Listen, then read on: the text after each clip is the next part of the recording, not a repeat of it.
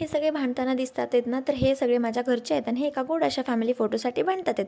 जेव्हा मी स्टेटसला असताना दिसतो तेव्हा मी एवढा कलेश केलेला असतो. It's behind the scene guys. Hi, this is Taj आणि माझ्या घरी होतं माझ्या काकाचं लग्न.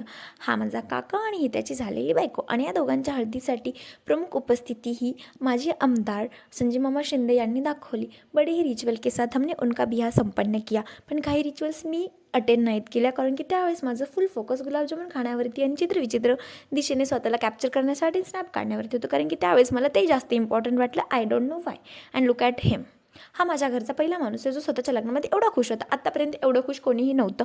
I don't know Y, but त्याचं लग्न त्याची चॉईस. सगळे उभा आहेत, हे सगळे महाराजांच्या मूर्तीला वंदन करण्यासाठी उभा आहेत. ही माझ्या घरची प्रथा आहे की आमच्या घरी अक्षता तेव्हाच पडतो ज्यावेळेस महाराजांच्या मूर्तीला वंदन केलं जातं. आणि हे माझ्या घरचे, आमच्या घरचं लग्न आणि आम्ही जर शेडेचाळी नाही करत असं शक्य आहे का? नाही. तर या दोघांना असं वाटत होतं की आपला टॅलेंट व्हायला जाता कामा नये, आपल्या घरचे फेटे आपणच भांडायचे का, लोकांना कॉन्ट्रॅक्ट द्यायचा. यासाठी या दोघांची प्रॅक्टिस चालू आहे नेक्स्ट लग्नासाठी.